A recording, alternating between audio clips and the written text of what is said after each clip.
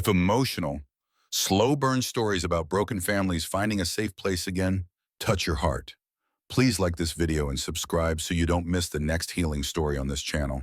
The music in the supermarket was just a little too loud. It pulsed out of the ceiling speakers in a cheerful loop, all jingling bells and synthetic strings, bouncing harshly off bright white tiles and glass refrigerator doors. Most people didn't notice. They pushed their carts, scrolled their phones, told their kids to stop touching things. Emma noticed. She stood in the middle of aisle 7, small fingers digging into her ears, eyes wide and glassy. Her chest rose too fast. Her breath came out in thin, quick bursts. The lights buzzed. A baby cried 3 aisles over. Someone dropped a glass jar that exploded into shards and red sauce on the floor. Emma flinched as if the sound hit her body. "Emma," Lucas said softly, crouching down to her level. "Sweetheart, it's okay. We'll be done soon. Just a few more things. All right?" She shook her head, hard, as if she could throw the noise out of it. He held out his hands, palms up, not touching yet. He'd learned that much at least. Don't grab, don't force. Wait for her to come to you. Her fingers stayed glued to her ears. Too loud, she gasped. Too bright, too. Her words ran out. The world rushed in. Lucas Hale had sat in rooms with venture capitalists who threw numbers like grenades. He'd watched market crashes in real time. He'd spoken on stages in front of hundreds of faces. None of it ever made him feel as helpless as his 5-year-old daughter in aisle 7 of a supermarket. A group of teenagers came around the corner, laughing too loudly, not seeing the small girl on the floor until one nearly tripped over her. "Hey," Lucas snapped, his voice sharper than he meant. "Watch where you're going." The teens grumbled something under their breath and moved on. Emma started to rock, tiny body moving back and forth, hands still clamped on her ears. The fluorescent lights flickered in the metal shelves. The smell of detergent, oranges, fried chicken from the deli counter came in layers, thick and muddy. "Emma, breathe with me," Lucas said, trying to keep his own voice calm. "In, out, in, out." He inhaled slowly, exaggerating the movement of his chest like the therapist had shown him. She stared right through him. A shadow fell across them. "Sir, your child is disrupting other customers," a man's voice said. "You need to remove her from the aisle." Lucas looked up. The store manager was in his 50s, his name tag reading Rob, his expression tight with the particular irritation of someone whose day had already been long and who did not want a scene on aisle 7. "She's autistic," Lucas said. "Son, and she's overwhelmed, and I understand," the manager interrupted, using a tone that made it clear he did not. "But this is a place of business. We can't have her screaming in the middle of the store." Emma's sounds had shifted from gasps to sharp, panicked cries. Her rocking sped up. Her heel kicked a box of cereal off the lower shelf. People were staring. Lucas felt their eyes like heat on his neck. "I'm doing the best I can," he said. "Clearly it's not working," the manager said. "Maybe take her outside until she calms down." The words landed like a slap. Lucas opened his mouth to say something he'd regret. He didn't get the chance, because just then, someone else stepped between him and the manager. "Can you turn the music down?" a young woman's voice asked. She wore a faded red vest with the store logo on it, a name tag that said Nora. Her hair was tied back in a messy knot, a pencil stuck through it. There was a slight sheen of sweat on her forehead, as if she'd been rushing. The manager scowled. What he said, "The music," she said, nodding toward the ceiling. "It's too loud for her. Just for a few minutes.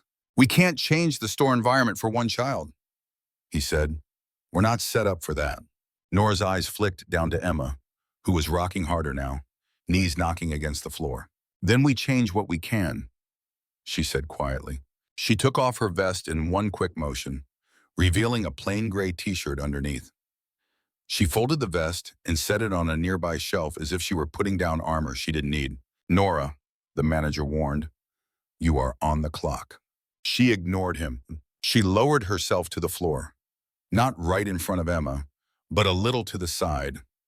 She sat cross-legged, her movements slow and deliberate, making sure no one's sudden shadow would loom over the girl. "Hey," she said softly. Emma's eyes flicked toward the new voice, then away, then back again. Nora didn't reach for her. She didn't touch. She just sat there and breathed. "In," she murmured, inhaling. 1, 2, 3. She exhaled slowly. "Out, 1, 2, 3. She repeated it, almost a hum. From the pocket of her jeans, she pulled a small ring of laminated cards, each the size of a playing card, tied together with a bit of string. She found a blue one and held it up where Emma could see. The card showed a simple circle colored in soft blue, with the word calm printed underneath.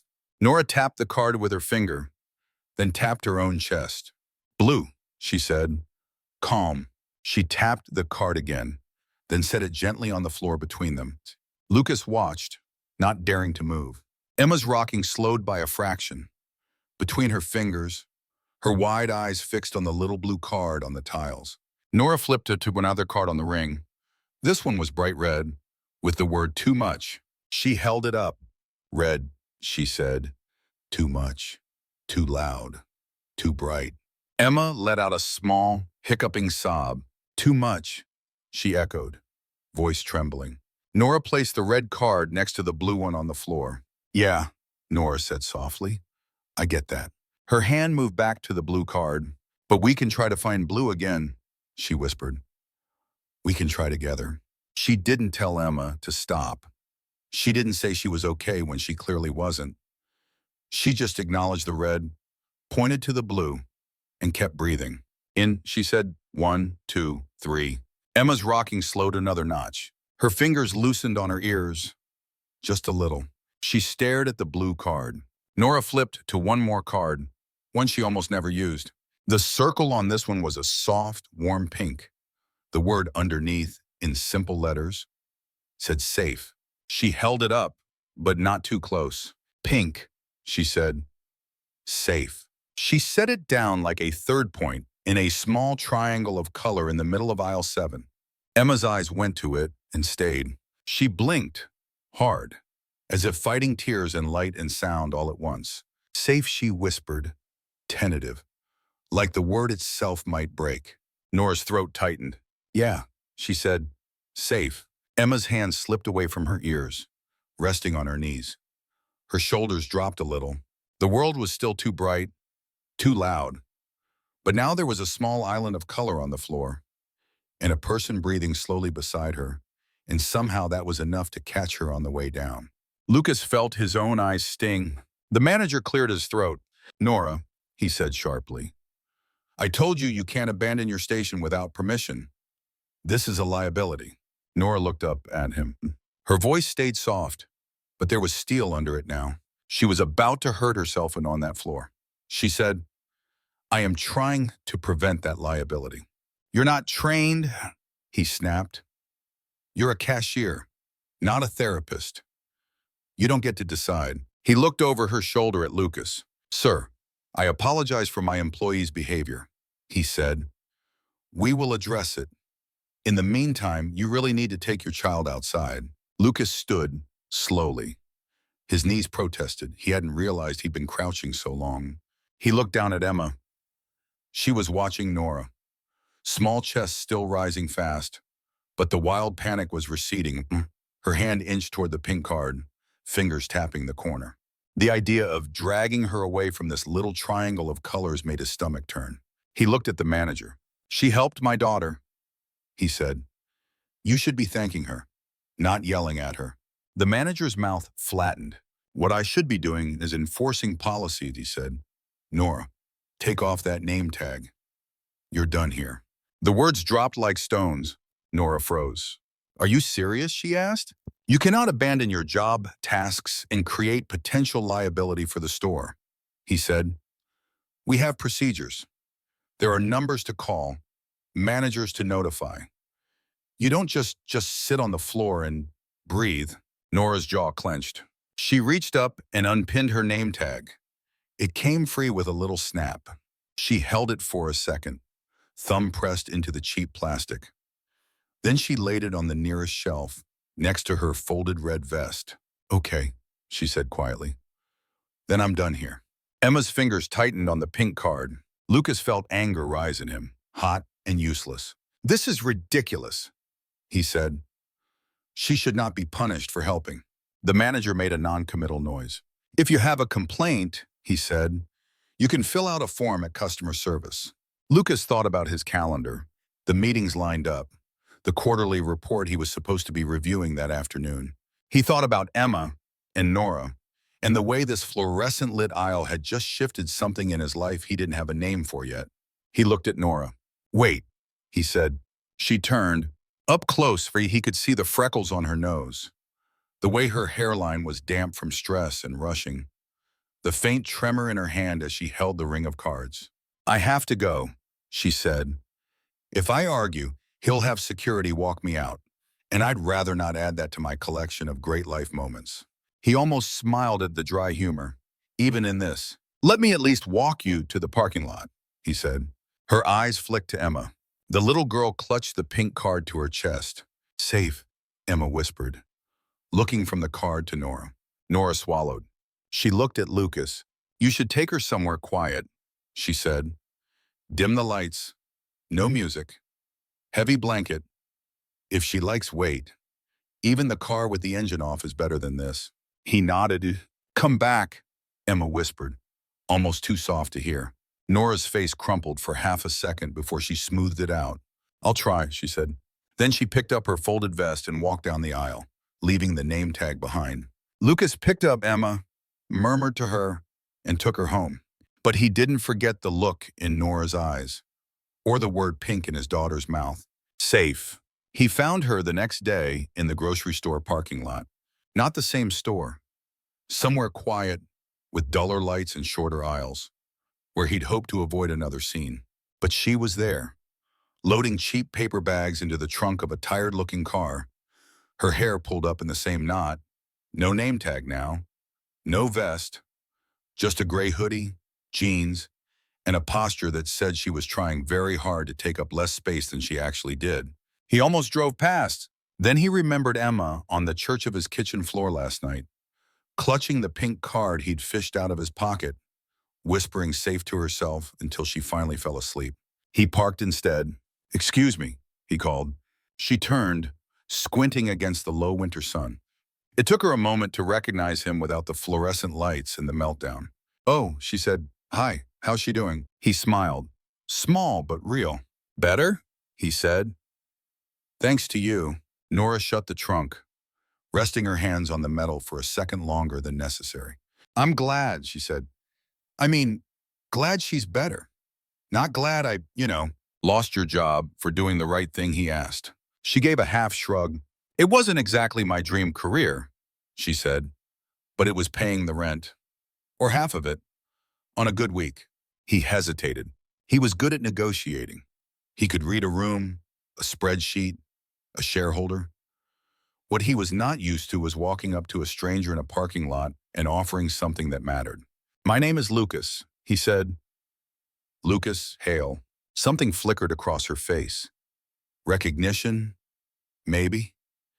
His name had been in enough articles for that. "Hale Tech," she asked. "The app people." "That's us," he said. "But that's not why I'm here." He took a breath. "I saw what you did for my daughter yesterday," he said. "No one has ever reached her like that in the middle of a meltdown. Not therapists we've paid stupid money for. Not aides. Not anyone." Nora looked down at her hands.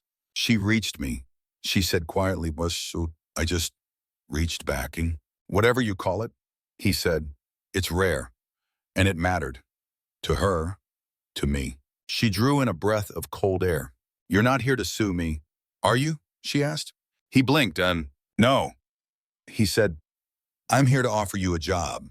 She stared and, "I got fired yesterday," she said slowly. "I don't think my employee reference is going to be great." "You don't work for them anymore," he said.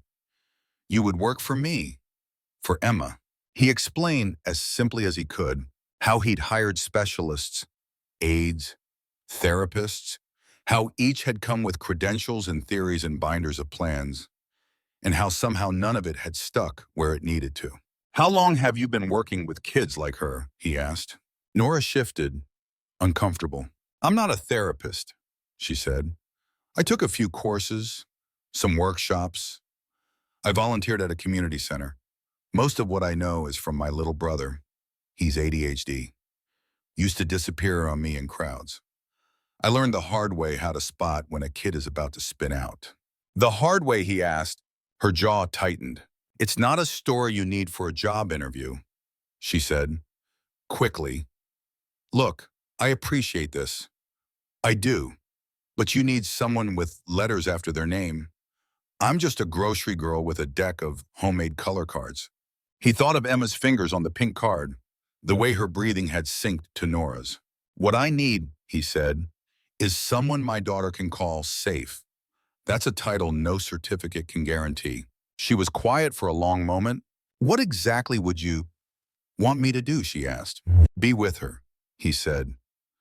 "At the house, sometimes at appointments, learn her rhythms, help her regulate when things get too much. Teach me how to not make it worse."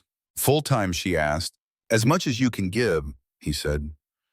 "I know you probably have other responsibilities." She thought of her mother, of the rent, of Jamie and his spotty freelance jobs. She thought of the supermarket manager's voice ringing in her ears. "You're not trained?" Maybe not. But she had something that mattered to that little girl in aisle 7. She swallowed. "I don't know if I can fix anything," she said. "I'm not magic. I'll mess up. I'll say the wrong thing sometimes." "So will I," he said. "We already have that in common." A laugh escaped her unexpectedly.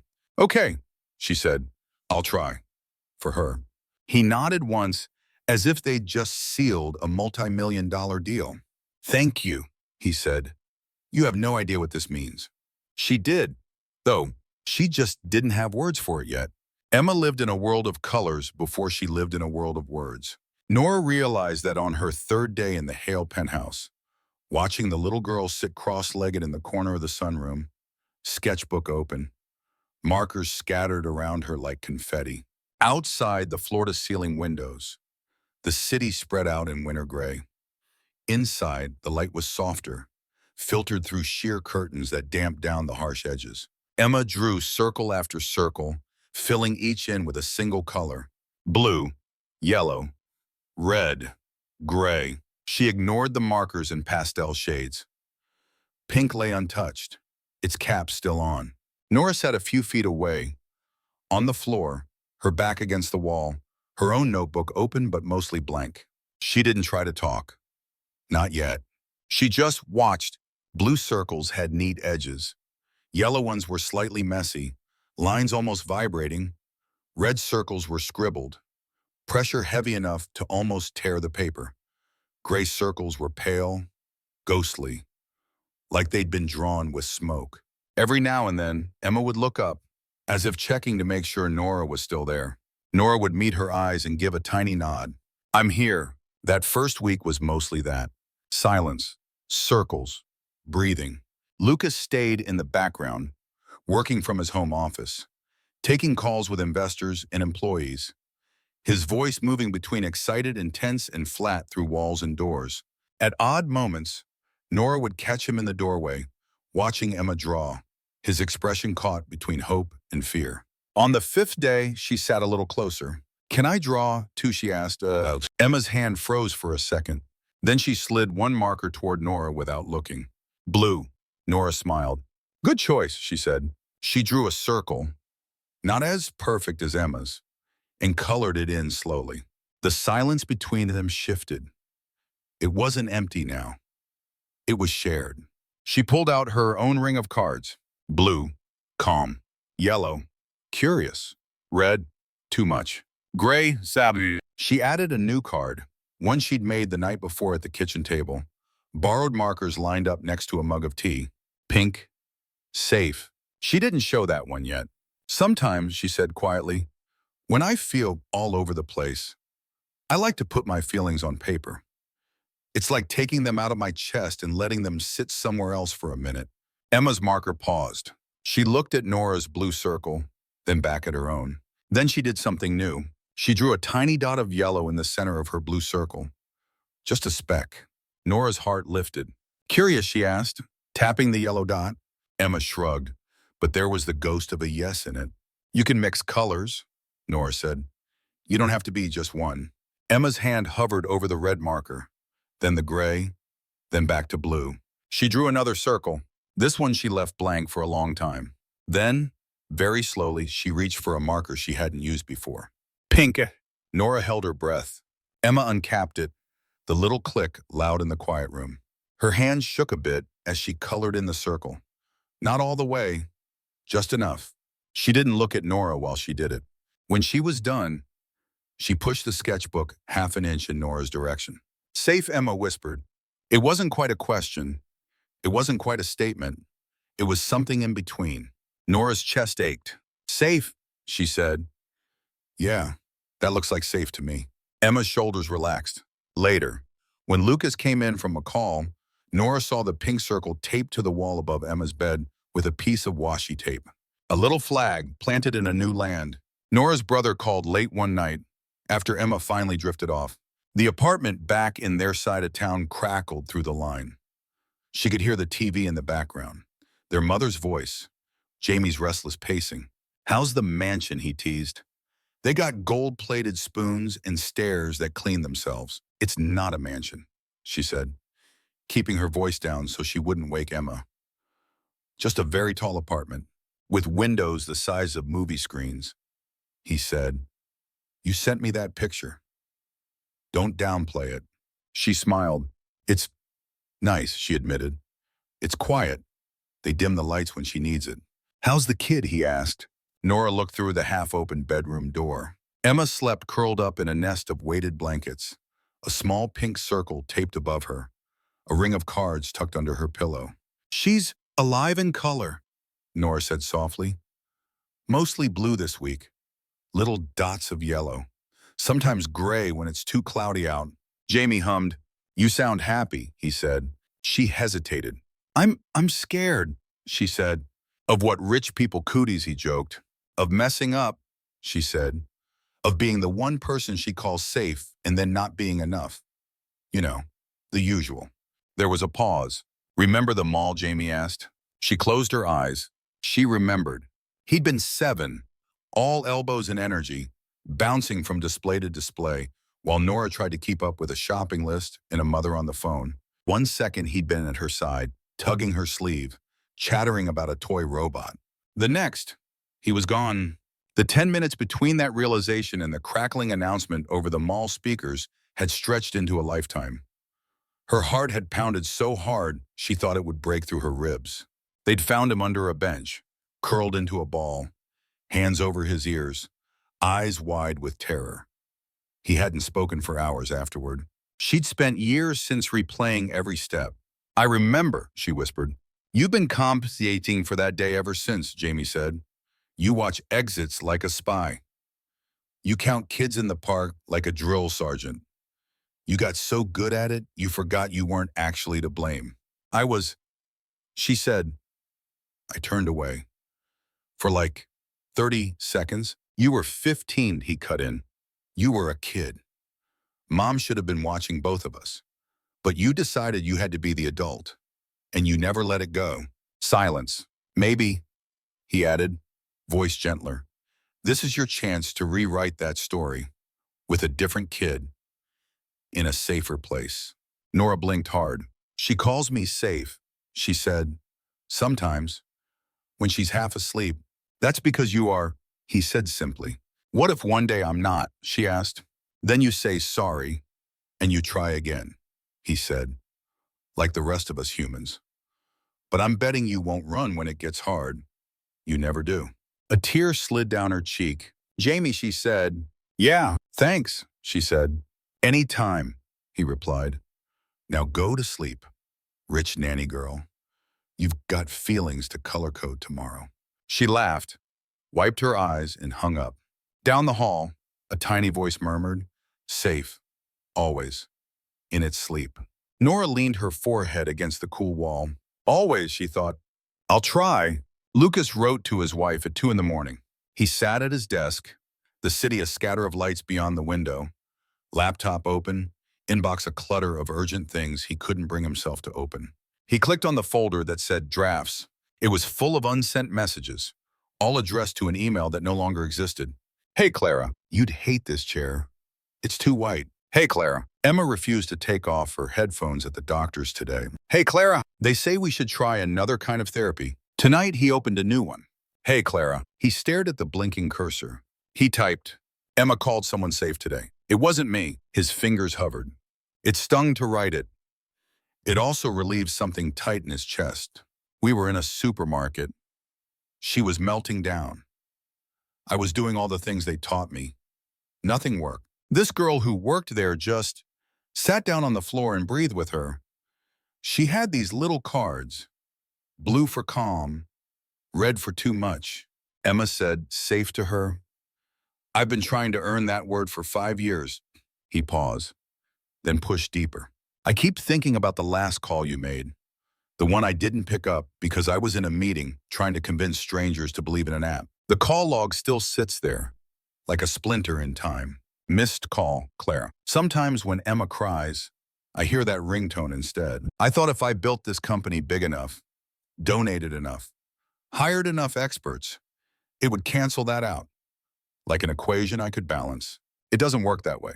This girl, Nora, she doesn't have a degree. She worked in a grocery store. Now she's in our house, and somehow Emma sleeps better when she's here. I hired her on instinct. The board would probably say I'm crazy. He rested his forehead on his hand. I don't know if you'd approve. I don't know if you'd blame me like your mother did.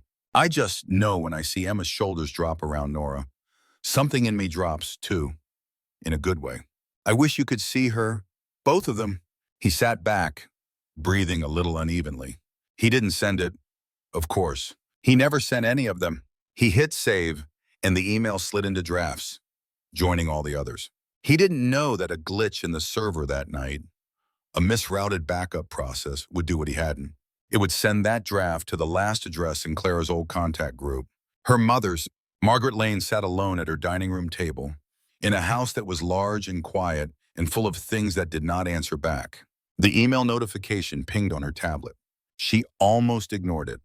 Most of what came through these days was newsletters, charity updates, board documents. The subject line made her frown. Emma. She opened it.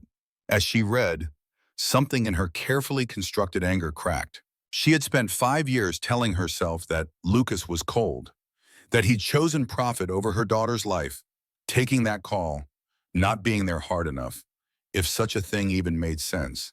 It was easier to hate him than to sit with the helplessness of having signed consent forms and watched machines beep and done everything right and still lost Clara. Now, in the lines on the screen, she saw not the polished CEO from magazines, but a man who typed like he was confessing to a priest. Emma called someone safe today. It wasn't me. Sometimes resentment had a human face. She put the tablet down. She looked at the framed picture on the sideboard, Clara, at 25, laughing, holding a paint-smeared toddler Emma in her arms. Lucas in the background trying to look serious and failing. Margaret swallowed. She might have been wrong about a lot of things. It was a disorienting thought. She picked up her phone. Her thumbs hovered over Lucas's number for a long time before she pressed call.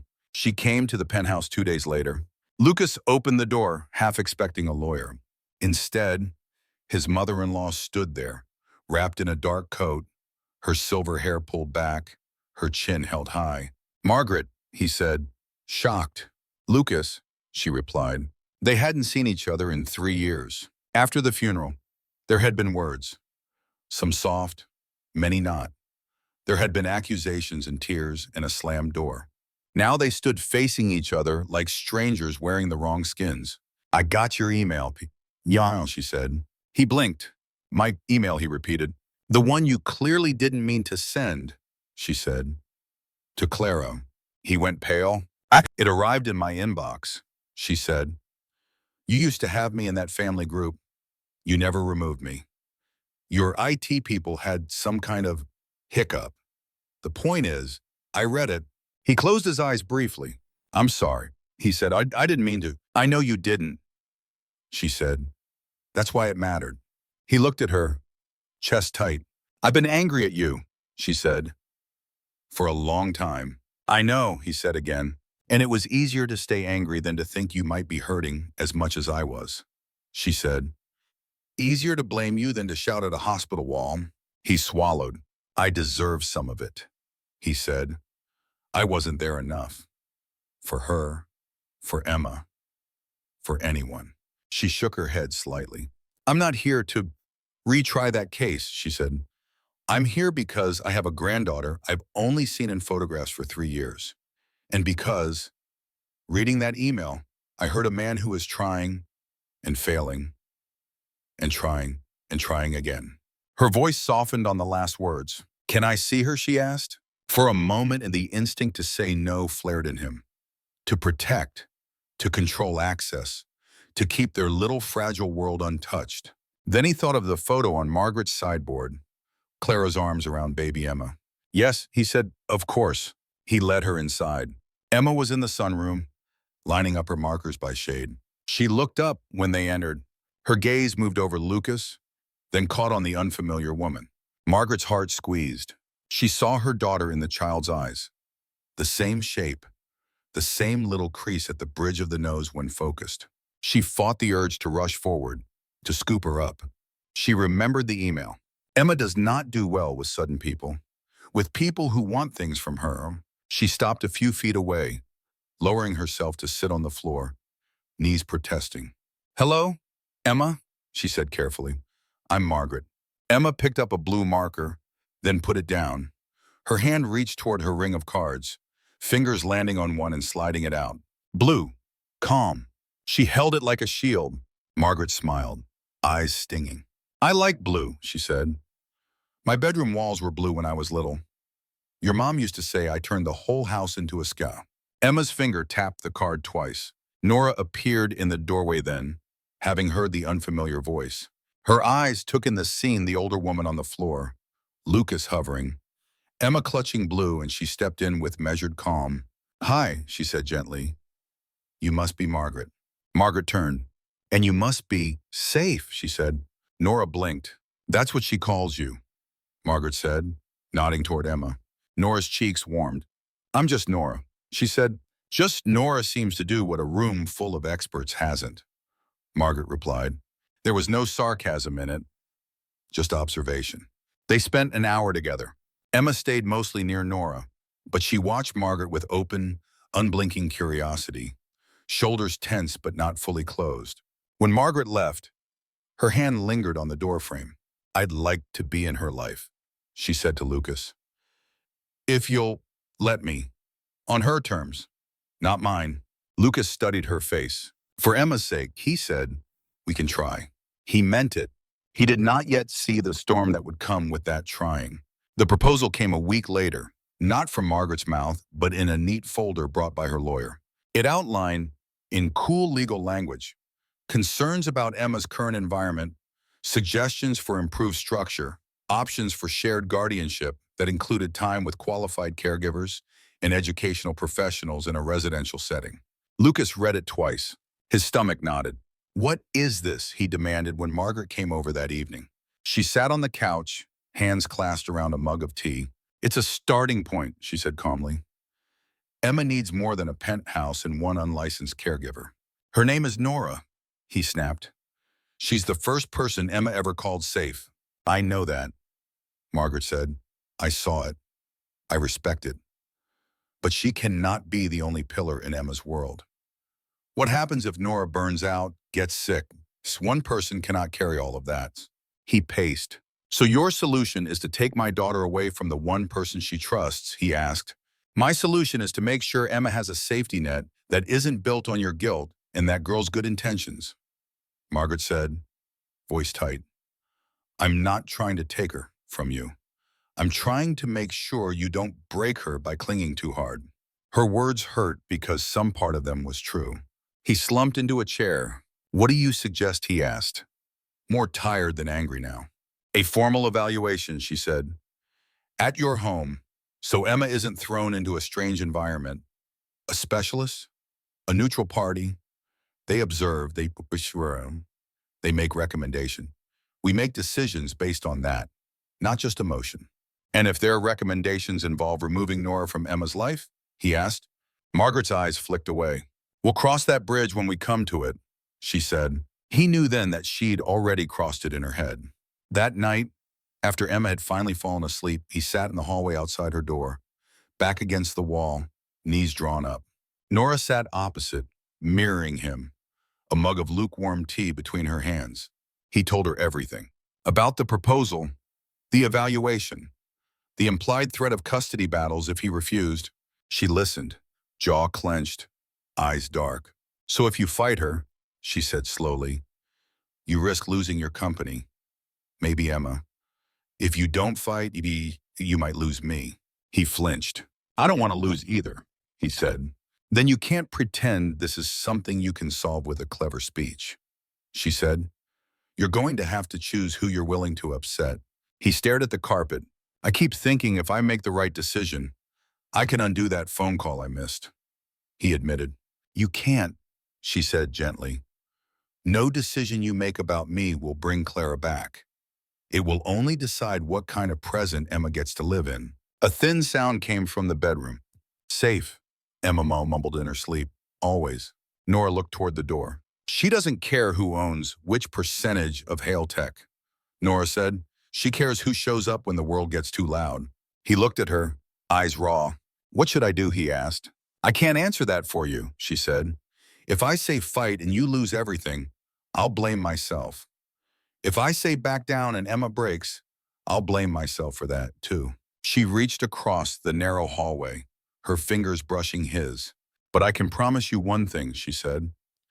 If they tell me to walk away for her own good, I won't. Even if you think you have to let me go, I'm not leaving her alone with the red. His vision blurred. Just don't disappear on her, she added softly. Whatever else happens, don't do what everyone else did to you. He laughed, a small, broken sound. I'll try, he said. Good, she replied. Trying is kind of our thing. The day of the evaluation, the house felt like it was holding its breath. A woman named Dr. Kendall arrived with a clipboard and a neutral smile. A man in a suit came with her, representing family interests. Margaret followed, dressed impeccably, her face carefully composed. Nora stayed in the background, hovering near the kitchen, ready but instructed not to interfere unless asked. Emma sensed the tension immediately. She stayed close to Nora, fingers wrapped in the hem of her sweater, eyes wary. Dr. Kendall knelt down to Emma's level, speaking in a gentle tone, asking simple questions. Emma answered some, ignored others. Her hand kept straying to her cards, flipping them nervously. When the adults moved to the living room to talk, Emma perched on the edge of an armchair, knees tucked up, watching everything. We're concerned about overdependence on a single caregiver, the man in the suit said. It could impede Emma's ability to adapt. We want her world to be bigger, not smaller, Margaret added. She needs school, peers, multiple safe adults. Lucas sat on the edge of the couch, fingers laced so tightly his knuckles were white. What she needs, he said quietly, is to not be treated like a project. Barb. Kendall scribbled something on her clipboard. We're not here to vilify anyone, she said. We're here to understand the dynamics. For example, Ms. Brooks. Nora, Lucas said. Nora appears to have a strong bond with Emma. Dr. Kendall continued. That can be both a strength and a risk. Risk, Lucas repeated. If Emma will only accept regulation from one person, her ability to function in wider environments may be compromised. Dr. Kendall said, transitioning that reliance to a trained team could be beneficial long-term. Nora, listening from the kitchen, felt the words hit like cold water. The implications were clear. Phase her out. Emma's breathing quickened. She slid off the armchair and moved to the doorway, pressing herself against the frame. Her hand fumbled for her cards. Blue, yellow, red. Her finger stuck on red. Too much. Her chest hitched. Emma Margaret said, noticing. Sweetheart, come here. Grandma's right here. Emma shook her head. Hard. Voices layered. The clipboard scratched, sounding like nails. The man's cologne burned her nose. The handling of her life felt like someone moving furniture in her head. She clapped her hands over her ears. Nora? She gasped. Oh. They all heard it. The name, pulled from somewhere deep and scared. Nora was already moving. Kendall held up a hand. We should see how she copes without her primary attachment figure. She said, watching closely. This is important. She's not an experiment, Lucas snapped. Standing, Emma's breathing turned to sharp, panicked sobs. She bolted, small feet pounding down the hall, slipping a little on the polished wood. Nora, she cried again. She dove under the stairs, into the small, dark space where cleaning supplies used to be before Nora had cleared it out for meltdowns, a nest with cushions and a soft blanket, just big enough for a small body. She curled into a ball, hands over her ears. The house suddenly too full of strangers and words she did not have colors for. Lucas stood in the living room, feeling for a moment like he was back in that hospital hallway. Alarms going off, people moving fast. His voice lost in the noise. Every eye in the room turned to him. Well, the man in the suit said, quietly, "What will you do?" He thought of quarterly reports, of board expectations, of headlines. He thought of Clara's unheard call. He thought of a little girl under the stairs, choking on fear. He walked to the kitchen doorway. Nora stood there, frozen between staying back and rushing forward, eyes wide, hands shaking. Go, he said. She blinked. Are you sure? She whispered. In front of whoever needs to see it, he said. She needs you. For once, he didn't care who else did. Nora nodded once. She grabbed the ring of cards and walked. Not too fast. Down the hall. The space under the stairs was dark. A little cave. She knelt in the entrance, heart hammering. Emma, she said softly, it's me. There was no answer, just ragged breathing. She didn't lean in. She didn't reach for her. She sat back on her heels and took out 2 cards, letting them catch what little light filtered in. She placed the red one on the floor near the opening. Red, she said. Too much. Too many people. Too many words. A tiny hand reached out of the darkness, slapped the card with a trembling palm. Too much, Emma sobbed. Nora placed the blue card beside it. Blue, she said. We know blue. We know how to try to find it. We can't make the noise go away, but we can breathe together. She inhaled, slow, loud enough for Emma to hear. In, she whispered. 1, 2, 3. She exhaled. Out. 1, 2, 3. There was a hitch, then the faintest echo of her rhythm from inside the little cave. In, out. Nora pulled out the pink card. The circle glowed soft in the dim light. She set it between red and blue. Safe, she said. Pink means safe. Pink means Nora. Pink means you're not alone under here. A head of tangled hair appeared at the edge of the opening. Emma's eyes were wet and wild, but they locked on the pink circle. Safe, she whispered. Her voice broke on the word. Safe, Nora said. Always. Emma crawled out, slowly, as if each inch took effort. When she reached Nora, she collapsed into her lap, hands still trembling. She clutched the pink card to her chest. Nora wrapped her arms around her carefully, the way she'd learned not to squeeze too tight, letting Emma press in at her own pace. They sat there on the floor, in the hallway outside the living room where adults talked about what was best, breathing together until the world got a little less sharp. Behind them, in the doorway, Margaret stood very still. She had seen tantrums before. She had seen children manipulated, soothed, distracted. This was different. This was a small person drowning, and another small person who could reach her when all the grown-up arms were too big. Margaret looked at the specialists, at the suit, at Lucas's drawn face. She thought of Clara, stubborn and soft-hearted, who had always chosen people over appearances. She cleared her throat. I think we have our answer, she said. Art, Kendall frowned. Mrs.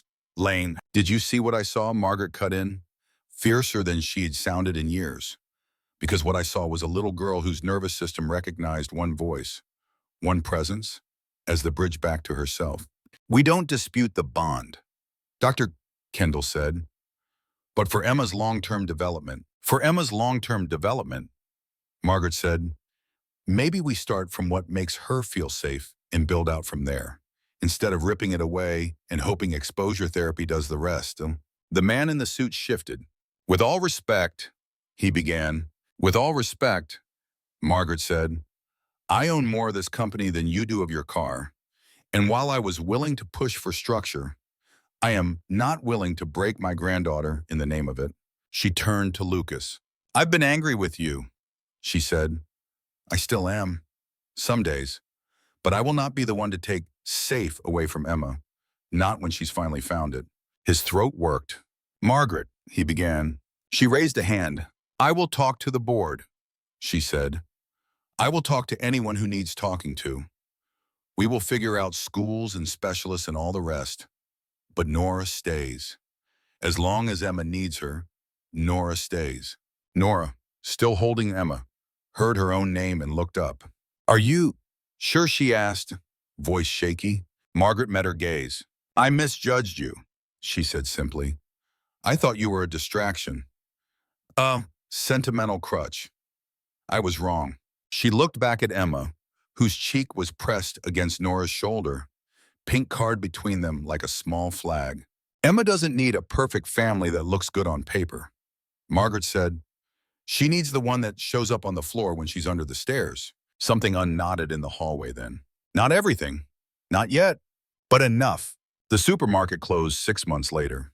Not because of what had happened in aisle 7, but because numbers on a spreadsheet somewhere told someone it was more profitable to move the store to a cheaper part of town. The building stood empty for a while. Paint peeled a little at the corners. Weeds pushed through cracks in the asphalt of the parking lot. The old sign with its smiling cartoon fruit hung crooked. Lucas saw the for lease sign on his way back from dropping Emma at an occupational therapy appointment that, for once, she'd tolerated with minimal red cards. An idea rooted itself in his mind. He called Margaret. What if we bought it, he asked. She was quiet for a long beat. The whole building, she said. Yes, he said. The whole thing. For what, she asked. He swallowed. For them, he said. For kids like Emma. For parents like us. For grocery girls who get fired for helping in the wrong place. He heard her exhale. You realize this is not the kind of investment the board will applaud, she said. I realize, he said, but I also realize it's the first time in years I've felt excited about spending money on something that doesn't end in a pitch deck. A small smile colored her voice. You sound like Clara, she said. He smiled, too, a little. Is that your way of saying you'll help, he asked. I'll put in half, she said. You handle the paperwork. I'll handle the people who think we've lost our minds. They bought the supermarket. They gutted the shelves. They kept the wide aisles. They painted over the harsh colors with softer tones. They hung acoustic panels to dampen the echo. They installed dimmable lights and blackout curtains in small rooms with thick rugs where sound could be turned up or down as needed. They built a sensory room with swings and weighted blankets and bins of rice to plunge hands into. They set aside a quiet art room with tables at different heights and walls that could be drawn on. They put in a kitchen where kids could learn to butter bread and stir soup, because food was another world of sensations to navigate. On the front of the building, they put up a new sign, Safe and Always Community Center for Different Minds. Below, in smaller letters, founded by Emma Hale and friends. Nora laughed when she saw that. She's not even 6. She said, you're going to give her a complex. She already has one, Lucas said. It's called a brain. Might as well give it a building. On opening day, the parking lot filled with cars and minivans. Parents arrived with children who clung to their hands or darted ahead. Some kids wore noise-canceling headphones. Some flapped their hands. Some hid behind their parents' legs, peeking out. Emma stood just inside the doors, wearing a small lanyard that said "Helper" in big, friendly letters. In her hand, she held a little stack of cards, each one laminated, blue, yellow, red, and pink. When a boy about her age approached, tense, chewing on his sleeve, eyes darting, she stepped forward. She held out the red card. He tapped it. Too much, he muttered. She nodded, solemn. She held out the blue card, then pointed down a corridor to the sensory room. "Blue there," she said, soft. He hesitated, then moved in that direction, his mother mouthing a silent thank you as she followed. When a little girl, hands clamped over her ears, froze in the doorway, Emma held out the pink card. "Safe," she said. The girl looked from the card to Emma to Nora, who stood a few feet away, watching, ready to step in but letting Emma take the lead. "Safe," the girl echoed, voice small. She stepped inside. Nora felt something swell in her chest that had nothing to do with pride and everything to do with gratitude. "Look at her," Jamie whispered, appearing at her side, taller now, fiddling with his own ID lanyard. "You did that." "No," Nora said, eyes fixed on Emma. "We did that. All of us." And she did a lot of it herself. Lucas watched from near the reception desk, Margaret beside him, a rare softness in her eyes. "Clara would have loved this." Margaret said, "I know," Lucas replied. He reached into his pocket, fingers brushing the worn corners of an old pink card he carried everywhere now. "Safe?" For the first time in a long time, he believed the word might apply to him, too. That evening, after the last family left and the lights were dimmed, the building felt different than it ever had. Not empty, but full of the day's echoes, laughter, tears, small victories. In the art room, the floor was scattered with paper circles in every color. Emma sat in the middle of them, legs stretched out, sorting, red to one side, gray to another, blue in a neat line, yellow sprinkled like stars. She picked up a pink circle, hesitated, then crawled over to where Nora and Lucas sat leaning against the wall, tired in the best way. She put the pink circle in Nora's hand. "Safe," she said. Nora closed her fingers around it. "Yeah," she said softly. "Safe." Emma put another pink circle in Lucas's hand. She looked up at him, eyes steady. "Always," she added. He swallowed. He looked at Nora over the top of Emma's head. "Always," he agreed. Emma crawled back to the pile of circles, satisfied. Rain began to tap on the roof overhead, a soft percussion. Inside, on the art room floor of what used to be aisle 7, 3 people sat shoulder to shoulder, hands holding small circles of color.